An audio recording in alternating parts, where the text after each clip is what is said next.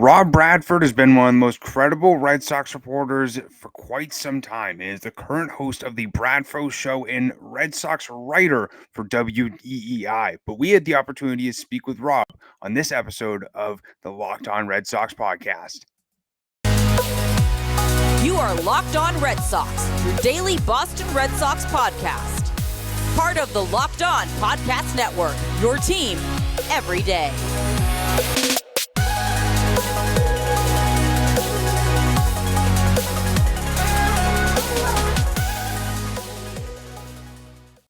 I want to welcome you back into the Locked On Red Sox podcast, and thank you so much for making Locked On Red Sox your first listen of every single day. I'm your host, Massachusetts Pirates team insider, Jake Ignaszewski, and we have yet again a great interview set up today. We are speaking with the host of the Bradfo show and Red Sox writer for WEEI, Rob Bradford. Rob has been one of the most credible Red Sox reporters for quite some time and has had past experience being a Red Sox beat writer for Boston Herald, Eagle-Tribune, and has also written for Lowell Sun. But as I just mentioned, he now contributes to WEEI and has had the opportunity to speak with so many Red Sox players throughout this tough season, as well as had the opportunity to interview Chaim Bloom and Xander Bogaerts prior to the season coming to an end. So we spoke with Rob about his journey, as well as what are his thoughts for the Red Sox going into this offseason, as well as much, much more. But I hope you enjoy my conversation with Rob Bradford.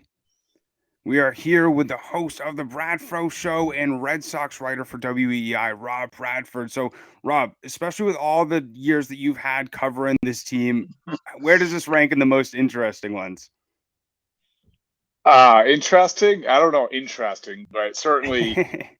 Here's the thing, that they're all different. And you go back, I can rattle off a year and I can say, hey, this was, I remember this, and this. For instance, 2012 was a disaster, right? But I can give you more stories from that year than any other year probably that we had. And so for this one, it was interesting. I think really, honestly, the offseason is going to be one of the most interesting that we have in a long, long time. And I've heard people with a team say that. I've heard people outside the team say this.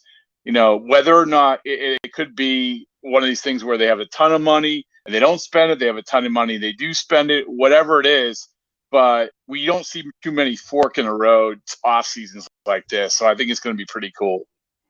I think it's huge for Chaim Bloom's career with the Red Sox. I mean, he has some big decisions to make for the future of this team. Obviously, Xander Bogaerts, Rafael Devers. But, when we had Coop on a few days ago, he sort of mentioned that Xander gave a tiny bit of a smirk when he mentioned about, speaking with the owners. Coop did a great job, man.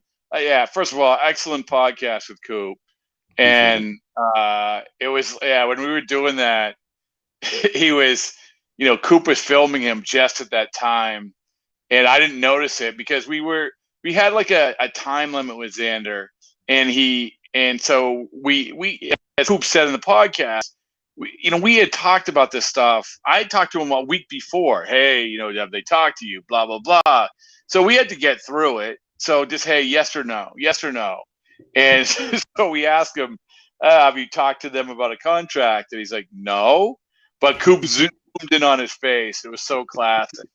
That was so great. It was like it's such a side eye. I mean, listen. I mean, there's a lot we can pick through a lot of this stuff, but I don't know if they've had this many things that they've had to address at such a high level. Sure, you lose a guy here and there, but in terms of big ticket items, small ticket items, meat and potatoes of a roster, I mean, nothing like this.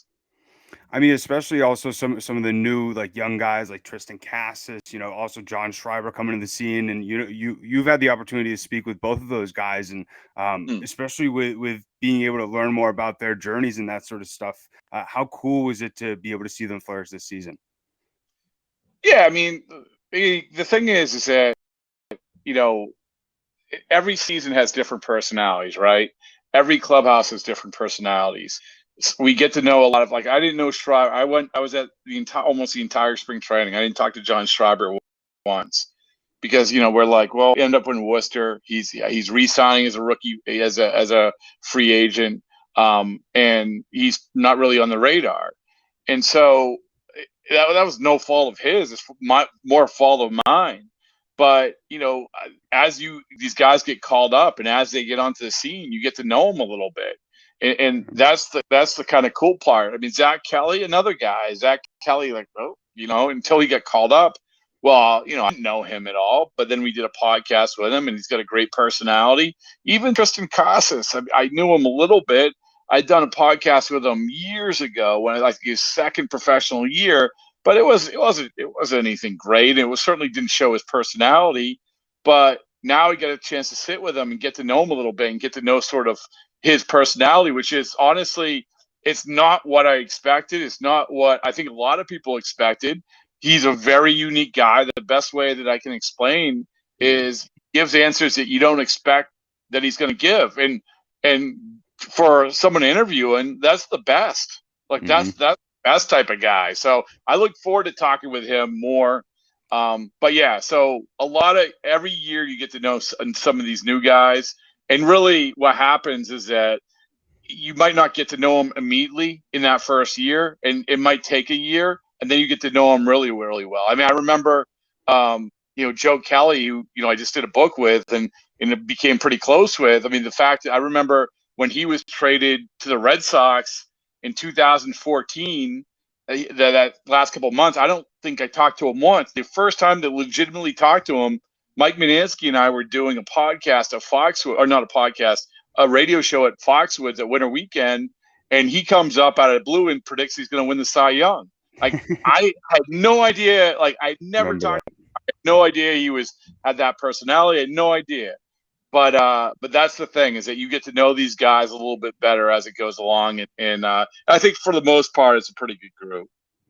Yeah, this is my first year being like a media member in Worcester and in Portland as well, and that was the coolest thing, is learning about these guys outside of the game. Like Jaron Duran likes comic books, like Connor Siebold does these incredible drawings, and especially Cassis as well. That's something that when Coop was on, he mentioned after the interview, he was like, I was surprised, it wasn't more serious. I was actually able to talk like a guy and not have to button up my answers or anything like that. And that's something when I interviewed him, he just gave you so much good stuff to be able to follow up on. And as you mentioned, as an interviewer, that's all you're really asking for. Yeah, I mean, listen, the best interviews is the best interviews are this is one of the great things about podcasting, is that you just sit down and you talk. It's not an interview. You're just talking.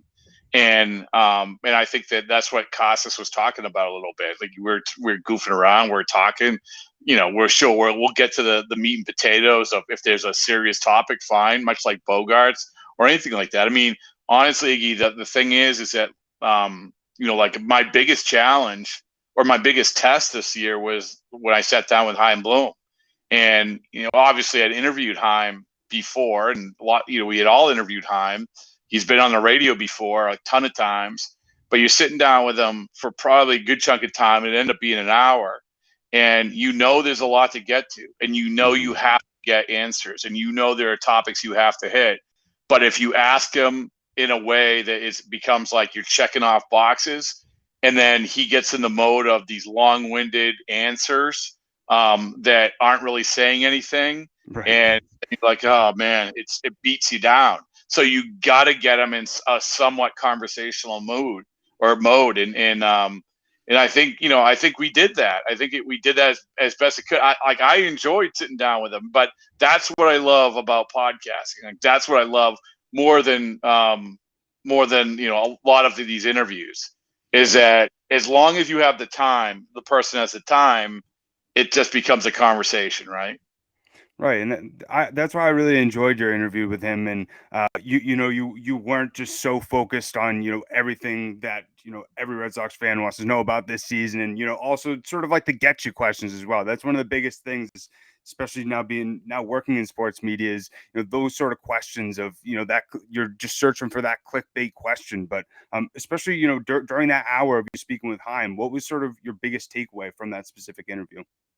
Well, yeah, first of all, it's like, you go into that and you're going to have to, if you don't ask like the the questions that you've been really criticizing or I've been criticizing him for, then I'm not doing my job. So you have to ask him that, and you have to ask him that in a fair way. I mean, there's things that like I was genuinely curious about. For instance, some stuff with Rafael Devers and Xander Bogaerts. I mean, to answer your question, the two things that undoubtedly jumped out to me was, number one, his answer about, do you value all the off the field stuff with Xander Bogaerts? Because the perception is you are setting a price on him, and that is that, and it's very cold hearted, and you don't really care about the captaincy or the how the fans feel or the clubhouse or any of that. And the line, which I've cited a million times since, was like, he said to the effect of, well, yeah, of course we do, because he's going to his 30s, and if he wasn't that way, he would be he'd be kicked off the bus automatically. Kicked off the bus, obviously saying that they wouldn't have any interest in signing him. So it was that, and then when I asked him about, hey, this lines up with Rafael Devers the same as it did with Mookie Betts, which it does, right? I mean, it does. You're going into a contract year.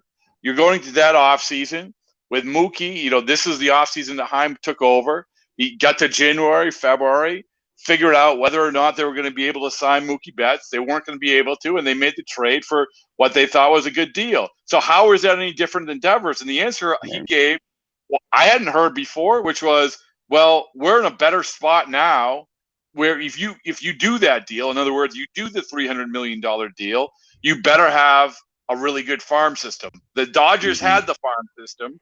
We didn't. That's why we didn't feel comfortable in going to the lengths the Dodgers did. Now we feel like we're more in a better position to do that. So, I don't know how you come away from that and don't think a little bit more optimistically about signing Devers. So, yeah, so if you talk about the two things, those are the two things. And it was nice, obviously, to hear during the end of the season press conference when he spoke about that. They're not interested in trading Devers, and that the bogey deal is the number one priority. But it's also been really remarkable to see how he's been able to build up this farm system, and especially with you covering the team for a good amount of time. Does it remind you of any sort of the past times of the Red Sox trying to build up for the future and really try and contend and make a run? We don't know. That's the thing. And I'm sorry, I'm cynical when it comes to this stuff, is that I know it's easy, and I know it's the easy narrative to be like, oh my goodness, like it's crazy. Like, I'll look at the talent and look at where they're ranked in the MLB pipeline or whatever. But we don't know. And honestly, a lot of these guys that we're talking about, Chaim Bloom didn't draft. Chaim Bloom didn't sign. There's no knock on him. But we got to give the guys before him a little bit of credit, right? Tristan Casas was not a Chaim Bloom draft pick. Nick York was. And Nick York has to prove some stuff. He's doing well in the Arizona Fall League, but he has to prove some stuff. We don't know. So, yeah, the farm system's better. And what's interesting to me is that, like, his strategy of when he does trades, he gets back 5 guys, where Dombrowski would just say he would be the one giving up the 5 guys. And that is by any stretch of the imagination, a knock on Dombrowski. Dombrowski was awesome about identifying the right guy, saying, I want him, or I'm going to trade him, and these are the right guys, right? Whereas Chaim, I think, is more of, okay, like, for instance, Benintendi deal. Winkowski, Franchi Cordero, 3 other guys. All right, one of them's going to stick. There you go. That's worth it for us. So, yeah, to answer your question, we'll see. Well, I think that, you have some – it's cyclical. I think that you have some pieces now where you could say, Tristan Casas can come in, Brian Bayo can come in. Yeah, you have some pieces, but we can't say, oh, listen, this is going to be – this. You've reached the levels of the Dodgers already. You just can't say that yet. I hope you are enjoying my conversation with Rob Bradford so far, but I just want to take a second to talk to you about SimpliSafe. So the numbers don't lie. In the last decade, over 4 million people have chosen SimpliSafe home security to protect their home. You don't have to earn the trust of that many people without doing something right. And at SimpliSafe, your safety is the only thing that matters. I know that because I use SimpliSafe on my own home. I'm somebody who has lots of valuables around my house and want to make sure that not only my house, my values, but myself are as safe as possible. And SimpliSafe does a great job at that. They use cutting edge security technology that's powered by 24/7 professional monitoring agents that always have your back. And here's one of the biggest reasons why I love it. They have essentially blankets on your home with protection, with advanced sensors in every single room, window, and door. They also have HD security cameras for inside and outside your home, and also smarter ways to detect motion that only alerts you when there's a threat that is real. We all know that, if your dog or cat, walks in front of it, it's woo, woo, woo. Well, SimpliSafe does a great job of making sure that it only lets you know when those threats are real, and they are also monitoring experts that use advanced response technology to visibly confirm when a break-in is real. And customize your perfect system for your home in just a few minutes at simplisafe.com/lockedonmlb. You can save 20% on your SimpliSafe security system when you sign up for an interactive monitoring plan, and you get your first month for free. So visit simplisafe.com/lockedonmlb to learn more. There's no safe like SimpliSafe. Now let's get back to my conversation with Rob Bradford. That's the other thing that I've sort of put a knock on him is he needs to sort of expand his net. The Tommy Pham, the Christian Arroyo, Rich Hill, Waka, all played for the Rays, and you got to expand your net a little bit. And we see Ronaldo Hernandez, Rays guy. Yu Chang, Rays guy. It's just expanding the net a little bit more, and it's great. When he does have those gotcha sort of trades, the Pavetta ones, but Red Sox fans are getting a little bit impatient, but at the same time, I'm also one of those believers in, you got to build a little bit. It takes some time to be able to build a consistent contender.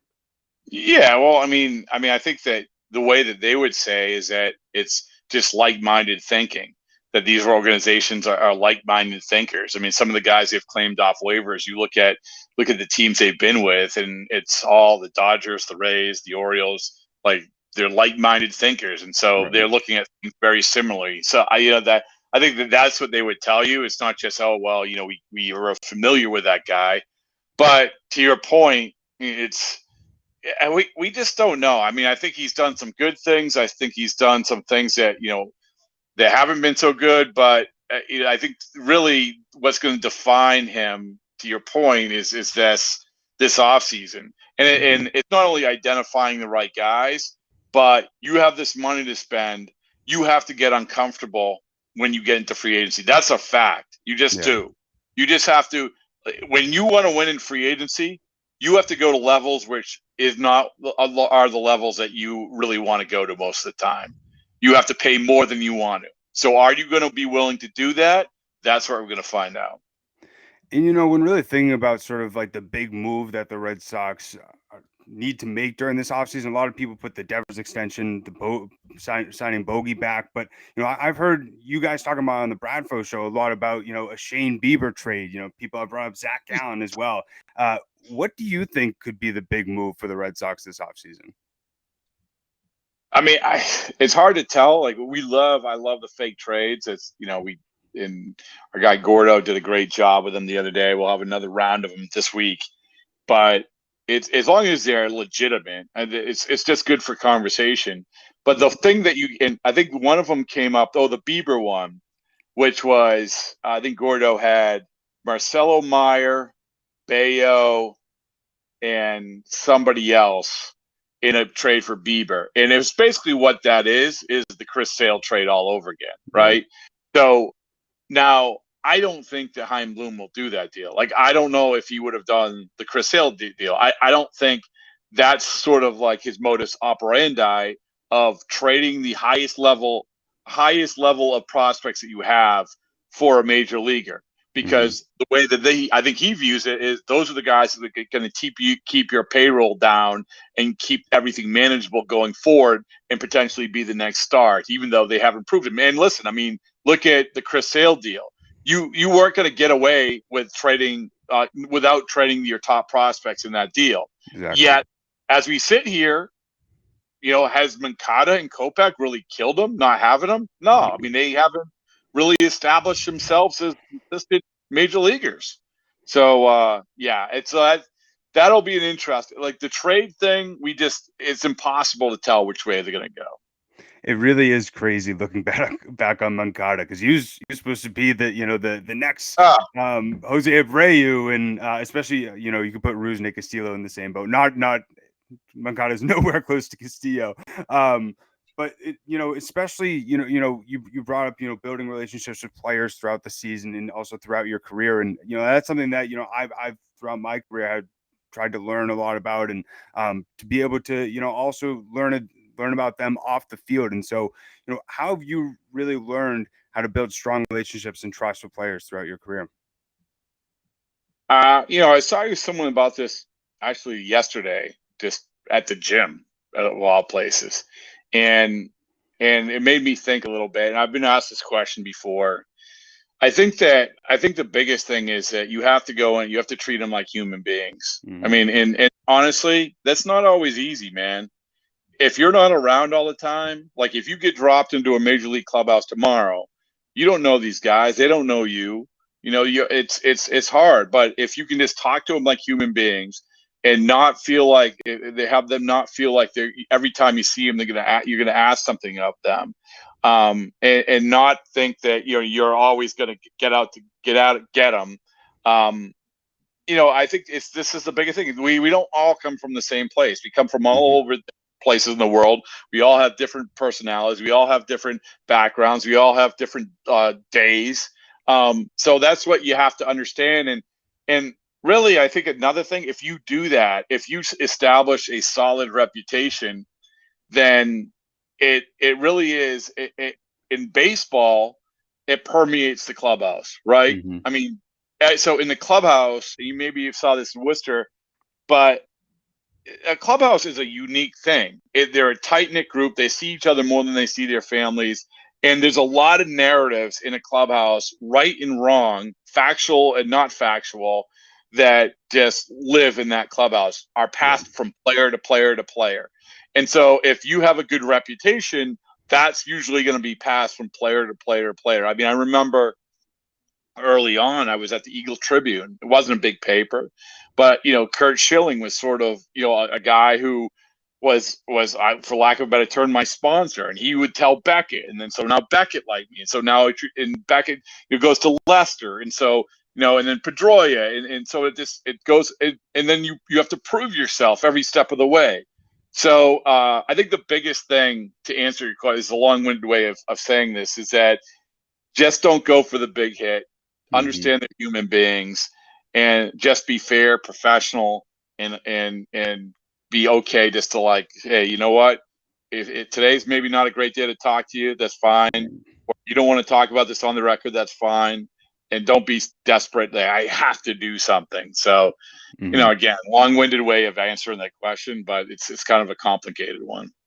Yeah, I completely agree, and that's one of the biggest things with this being my first year doing it is, right when I walked in the clubhouse and I see Tristan Cassis to my right, and going from a fan to a real media member and working in the industry, that was the biggest learning experience for me, was taking the fan hat off and putting the reporter hat on. Especially I had the opportunity to speak with Chris Sale in front of all the other media people, when he went down in Worcester, and that it was pretty weird to have him staring at me right in the eye. But that's the one big thing, is to remind myself he's a human being as well. And that was one of the funnest things, this past season. I talked to them about, their performance and everything like that. But I also tried to, sneak some get to know you questions in there, like what's on your bucket list? What are your favorite hobbies to do outside of, baseball? And, also, when I see him, ask him about those things. Cole Cottom, his brother he played at Clemson in golf, and now he's a pro golfer as well. So, joke with him about, different golfing stuff, maybe if I had a bad game or something like that. So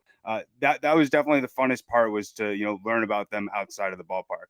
Yeah, and it doesn't always, like I said, the biggest thing is that when it's all, if you want to be around, and if you're around, don't always like ask something of them. They appreciate that.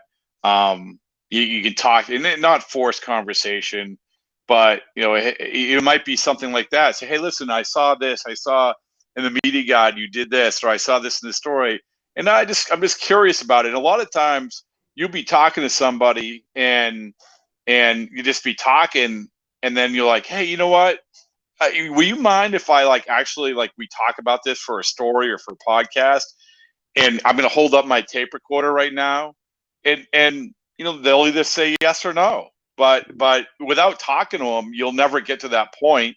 Instead of just going up to them and just shoving a microphone in their face and saying, "Here's my list of questions." Boom, boom, boom, boom, boom. Right. And it's funny because I sent this to you prior to this interview, but you and I met each other around 10 or 11 Oh years yeah, ago. I probably did the same advice back in 2011, right? Yeah, it was the New Hampshire Fisher Cats Sportscasters Camp. It's weird looking back at that video because I'm doing the stand-ups and my teeth are all over the place, and now I'm doing that for a job now. Dude, But great. You were the standout of the group, man. I can remember. You're the standout. Kevin Gray, yeah. It was Chris Ryan, I think, was there. Mm-hmm. Yeah, so and Rajay Davis was down there too. We got super lucky that day. Yes, Rajay Davis was there, and I remember that because I think we were doing the exercise of finding something that I can't remember exactly what something I want to say it was something about rafting or something like that he was talking about, but it was okay, find the interesting thing about him, right? And that's the challenge. And I would go into sometimes I go into journalism classes and do the same thing. Say, okay, you bring up this person. Now your job is to find an interesting story. Ask them questions until you find the interesting story. I want to say that we did that with Rajay Davis that day. And then he ends up with the Red Sox, and great guy. Obviously, he has this big moment, which you must have been like, man, I know that guy. Yeah, the guy that just hit the home run in the World Series. I know him. Yeah.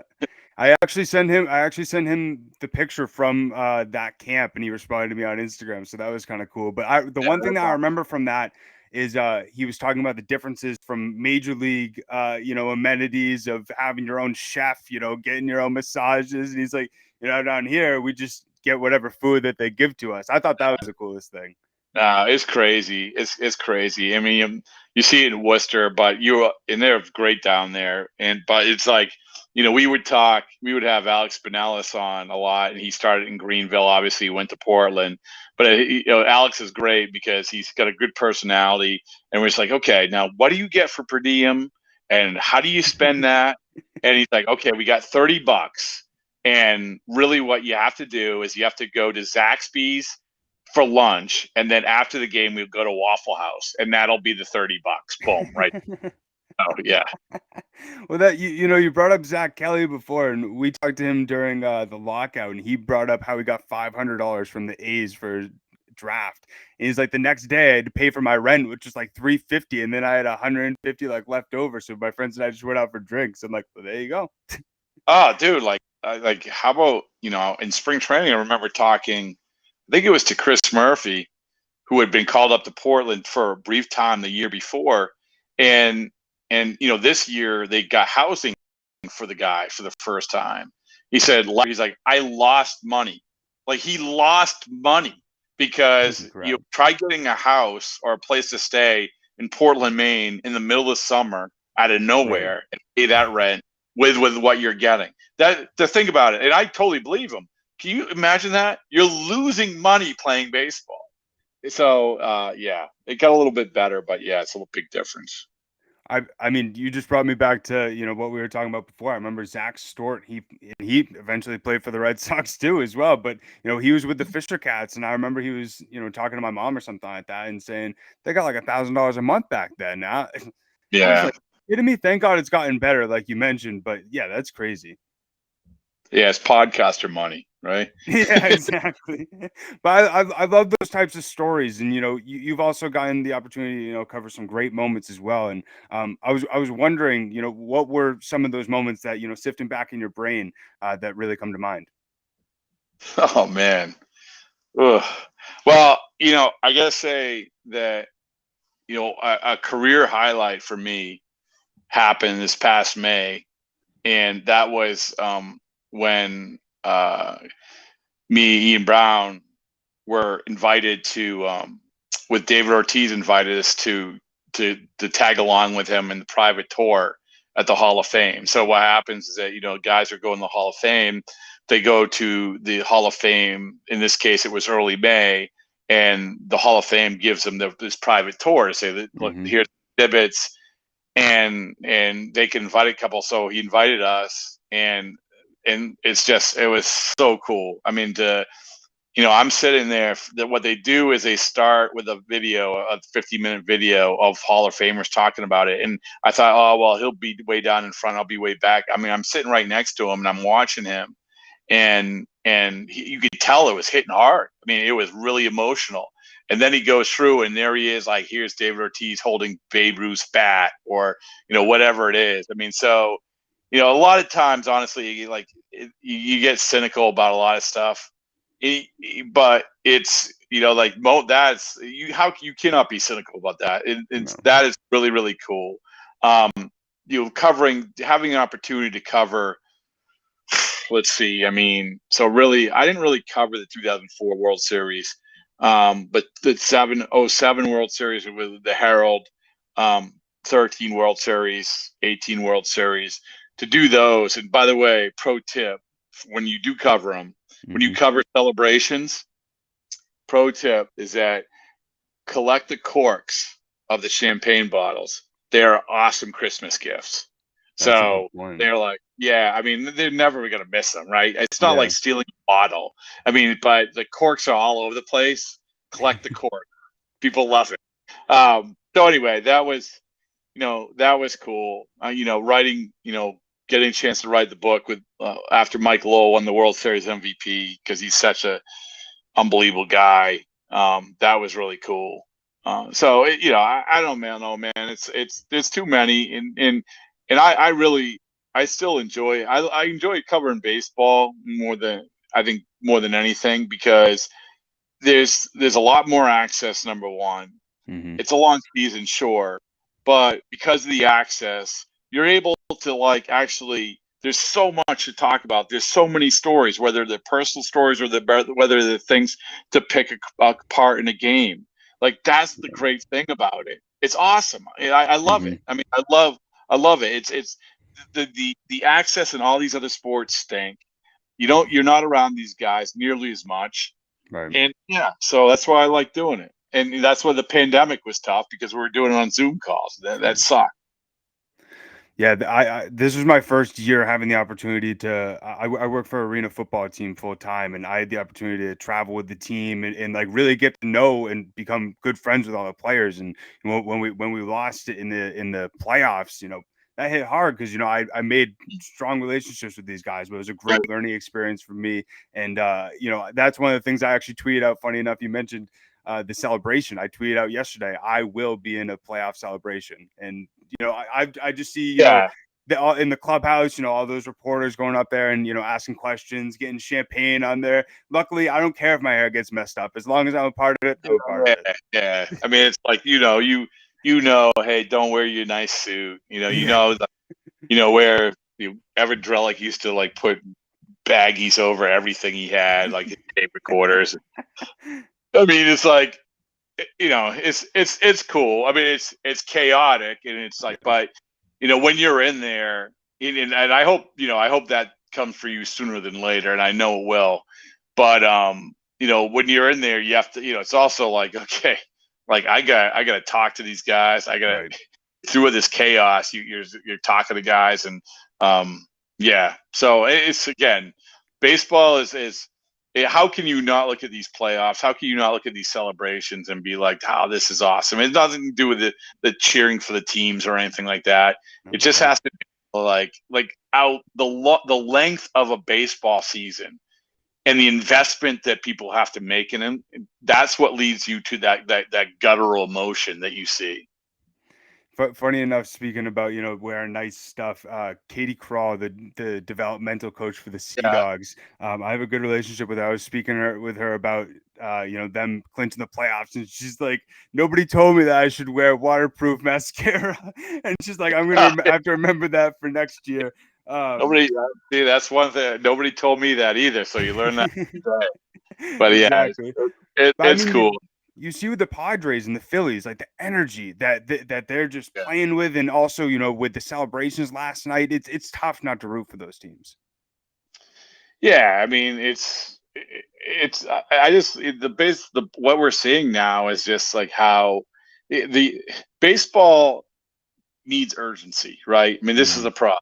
It's not time of game, all of this stuff, whatever. It's just urgency. Urgency is the one word that you have to come back to. And with the playoffs, everything's urgent. From minute one, it's urgent. Everything counts. I mean, we're going through 18 inning game in Seattle, That was and crazy. however long that was, every single minute is still urgent, even though it's Mhm. like, oh my goodness, like here we go, like this taking a while to get go, but everything's urgent because it's so important. So yeah, it's that, and I think baseball will be better next year with all the rule changes, and and that'll help too. But right now, it's pretty cool with the postseason.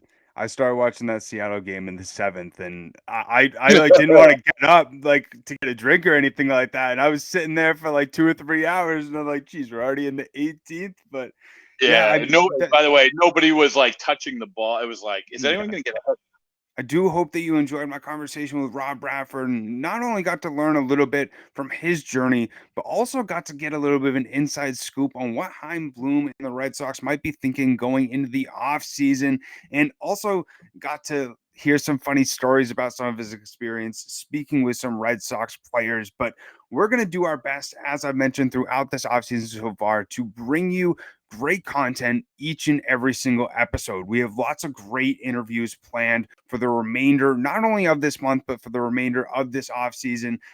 Unfortunately, the Christian Koss interview had some technical difficulties. So we're going to be speaking with Christian for Thursday's episode. So don't worry, we're still going to be speaking with the Sea Dogs Offensive Player of the Year, and also much more reporters, prospects, Red Sox influencers as well. But if you want us to speak with anybody or talk about any topics or anything like that, you can let us know over on Twitter. It's LO_Red Sox. You can also follow myself over on Twitter. It's at Jake Iggy, as well as Lauren. It's la 3 laws.